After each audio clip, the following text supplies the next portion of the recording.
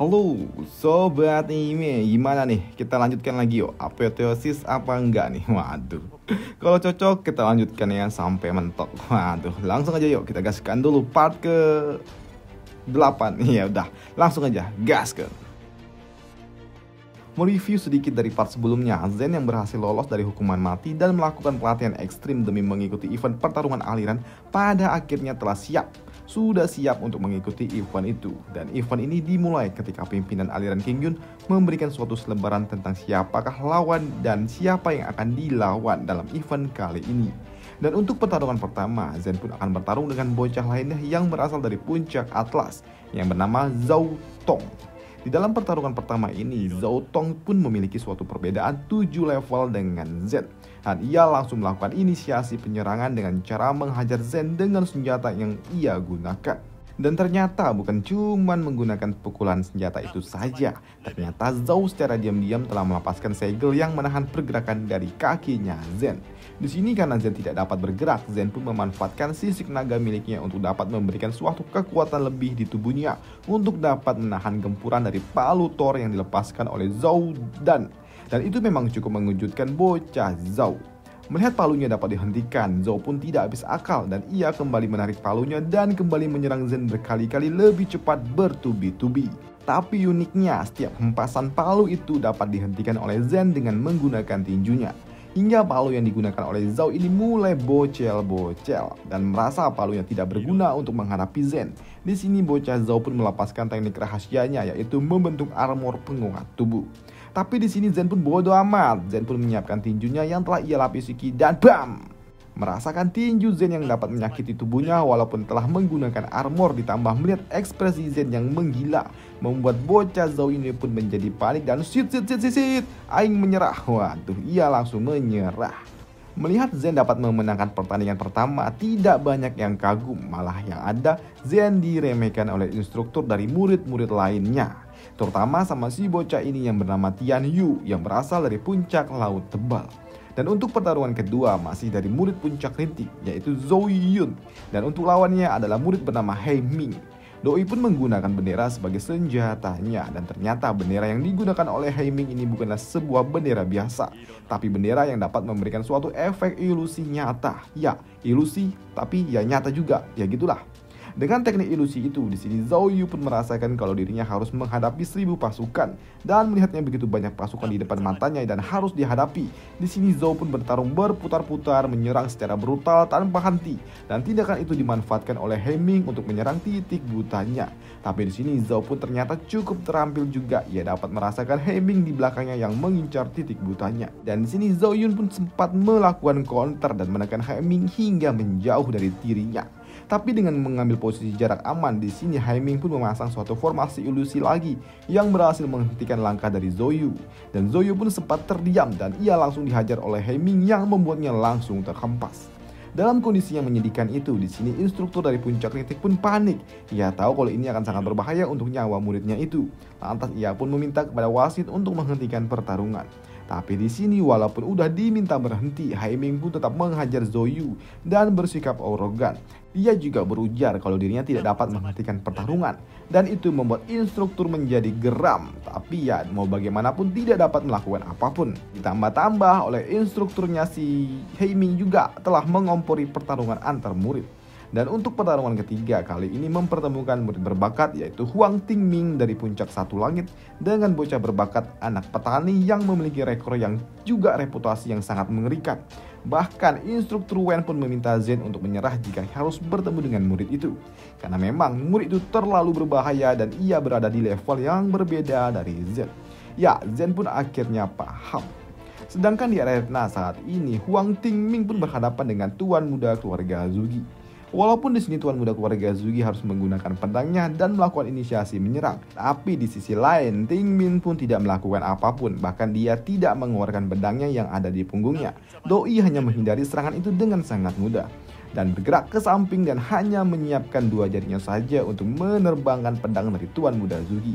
Dengan dua jarinya saja, Tingmin dapat memaksa tuan muda Zugi menyerah. Melihat pertarungan itu membuat para jomblo-jomblo pun kagum. Waduh, Dan untuk pertarungan selanjutnya mempertemukan Zen dengan bocah dari puncak tebal yaitu Tiang Yu. Di sini bocah kampret itu pun dengan sangat songongnya kalau doi dapat menghancurkan Zen hanya dengan 3 jurus saja. Apa? 3 jurus? Kalau dalam 3 jurus kau masih belum dapat mengalahkanku, apakah kau akan menyerah? Tanya dari Zen. Ya. Aku tahu kalau kau mencoba untuk membuatku marah. Ya, kalau aku tidak dapat mengalahkanmu dalam 3 jurus, maka aku akan menyerah. Ujar bocah ini. Dan tanpa beritil-itil, di sini Tian Yu pun langsung melepaskan serangan pertamanya kepada Zen. Dan melihat ada serangan itu, di sini Zen pun santuy aja. Bahkan doi pun berujar, "Halah, kintil jurus kayak gini aja kok tidak berefek sama sekali kepadaku." Waduh.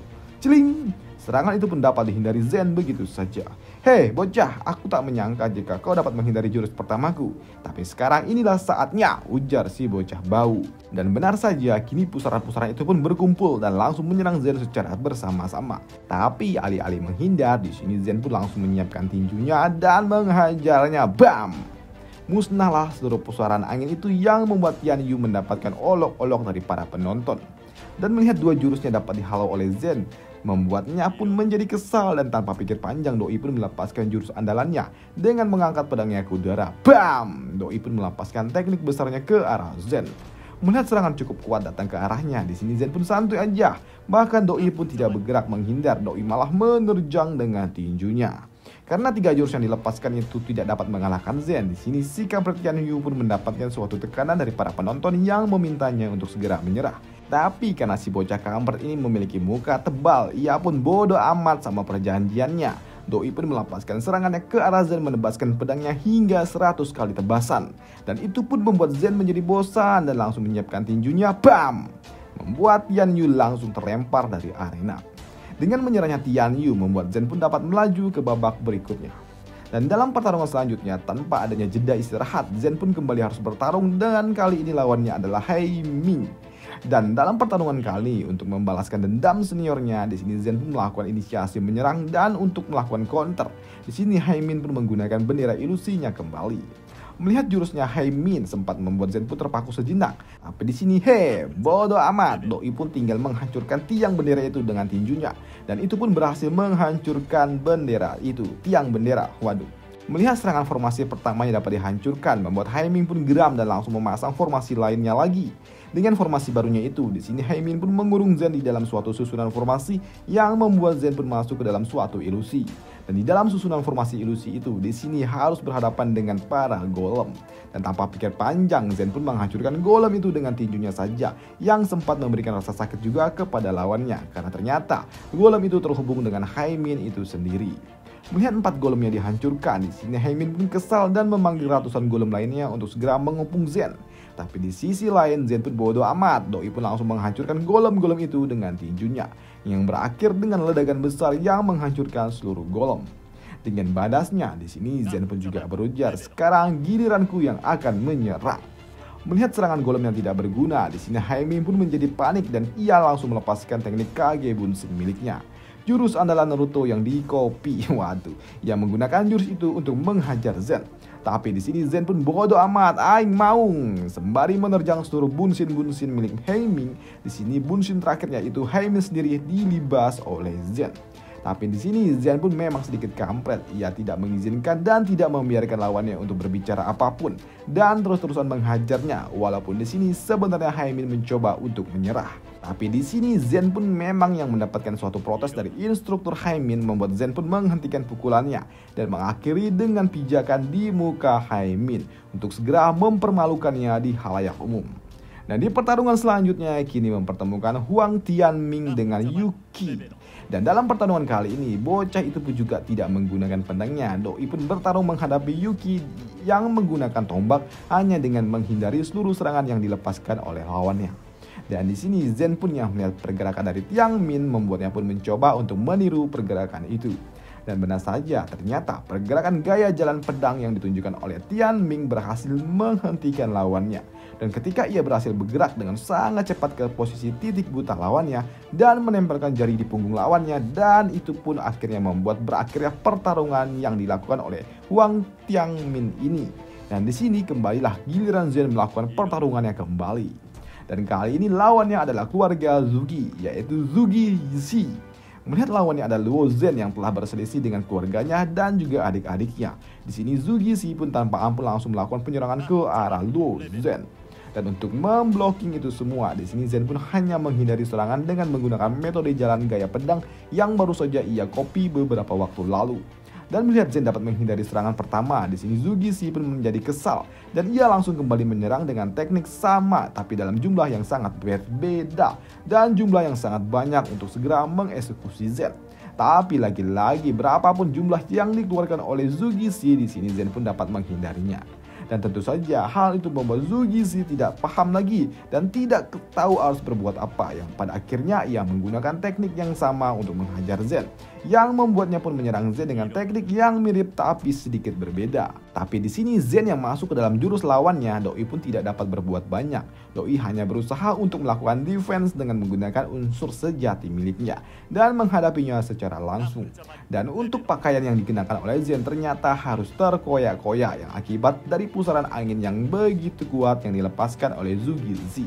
Tapi ketika serangannya datang dan mulai melemah, di sini Zhen pun langsung melakukan counter dengan bergerak dengan sangat cepat ke arah lawannya. Bam! Dan pukulan itu berhasil membuat Zhu Guizi terhempas keluar dari arena dengan sekali tinju saja. Dan efek pertarungan yang luar biasa yang dilakukan oleh Zhen di sini di area pertaruhan, para penonton mulai menaruh uang mereka untuk Zhen karena Zhen terlihat berpotensi menghasilkan uang yang banyak untuk para tukang judai. Waduh. Dan karena event ini sangat panjang, Zhen pun kembali harus bertarung kembali melawan seorang bocah dari puncak 9 yaitu Zhao Dan. Di dalam pertarungan ini Zhen pun tidak merasakan niat membunuh dari lawannya, tapi begitu Zhen beradu tinju dan lawannya juga mulai melepaskan segel-segel lukisan, barulah Zhen pun tahu kalau ternyata lawannya menyimpan niat membunuhnya di dalam teknik segel yang ia lepaskan. Dan di sini Zhen yang sempat beradu tinju dengan lawannya, ternyata lawannya sempat melepaskan segel yang membuat Zhen pun terpental dan merasakan kalau tubuh lawannya super duper jago juga. Zhen yang kembali bangkit setelah ia terhempas, kini Doi pun melepaskan unsur sejati di tangannya yang menandakan kalau Zhen tidak dapat lagi bermain-main dan mulai serius. Tapi begitu Zhen kembali mendekati lawannya, dirinya pun langsung mendapatkan counter serangan dari teknik segel yang dilepaskannya. Dan itu pun memaksa Zhen harus melepaskan teknik bayangannya, dan benar saja teknik bayangan yang dilepaskan oleh Zhen memang sedikit menyulitkan lawannya, dan itu memaksa Zhao Dan menggunakan teknik andalannya juga untuk menembus bayangan-bayangan yang dilepaskan oleh Zhen. Dan itu pun memaksa seluruh teknik bayangannya menghilang dan kini hanya berfokus kepada tubuh aslinya.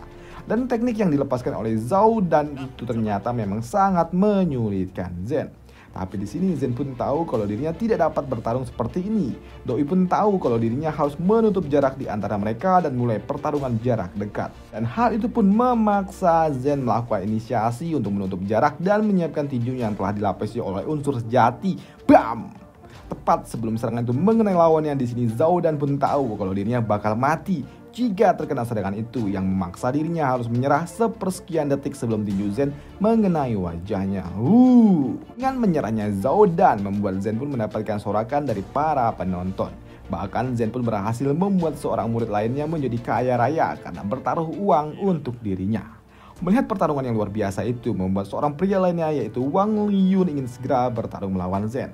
Tapi karena Zhen tidak meresponnya, membuatnya pun mengatakan sepertinya Zhen ini pengecut dan tidak mau bertarung dengan dirinya. Dan melihat bocah itu terlalu angkuh, di sini muncullah seorang murid dari puncak Atlas yang menentang bocah kuning itu untuk bertarung dengan dirinya saja. Dengan menggunakan teknik kipas dewa yang dilepaskan oleh bocah dari puncak Atlas itu memang membuat si bocah kuning itu melepaskan armor iblis yang ia kenakan.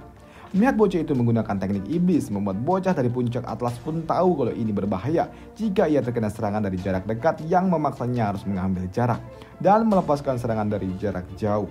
Dan begitu serangan pamungkas miliknya mengenai bocah kuning itu, bam! Serangannya sama sekali tidak berarti, yang membuat bocah dari puncak Atlas ini tahu kalau dirinya tidak akan dapat menang dalam pertarungan itu, yang memaksa dirinya harus menyerah. Dan karena ini merupakan event pertarungan estafet, memaksa Zhen pun yang baru saja beristirahat harus kembali bertarung. Dan kali ini lawannya adalah bocah Wang Yan Miao, bocah teratai yang pernah menghajar Zhen di part kedua atau part ketiga kalau nggak salah. Ya gitulah. Mengetahui bocah itu menyukai dan mengejar-ngejar adiknya yaitu Luo Yan, membuat Zhen pun berujar di atas arena. "Kau bocah kampret, kau tidak layak untuk mendapatkan hati adikku, yaitu Luo Yan. Jangan mimpi." Aduh ayam. Maaf. Oke, kita lanjut. Dipermalukan di khalayak umum membuat bocah kampret itu pun geram dengan calon abang iparnya ini yang memaksanya langsung mengeluarkan teknik teratai untuk segera menghajar Zen. Untuk Zen sendiri, ia lalu menggunakan teknik andalannya untuk mengambil alih teknik lawannya. Tapi ternyata hal itu tidak berhasil yang membuat Zen harus melompat menghindar jika tidak mau terkena serangan lawannya. Di sini karena Zen terus-terusan menghindar serangan yang dilepaskan oleh bocah ini, membuatnya pun geram dan langsung melepaskan teknik gravitasi 10 kali lipat untuk memaksa Zen berlutut. Tapi karena Zen masih dapat menahan tekanan gravitasi itu, membuat bocah itu pun menembakkan kinya ke arah Zen yang membuat Zen hanya melompat ke sana kemari menghindari serangan itu. Tapi begitu lawannya telah berada di jarak serang, di sini Zen pun langsung melesat menutup jarak dan menyiapkan tinjunya. Dan melihat Zen mencoba bertarung jarak dekat, memaksa bocah kampret itu pun memasang teknik segitiga lotusnya. Dan begitu tinju Zen mengenai segitiga lotus itu, keduanya pun terhempas. Melihat serangannya dapat dihentikan oleh Zen, memaksa si kampret itu pun mengeluarkan pedang lotus miliknya dan bersiap untuk bertarung serius. Dan pertarungan sesungguhnya di antara calon abang ipar dan juga Zen akan dibahas full di part selanjutnya. Dan sampai jumpa di video selanjutnya. Bye!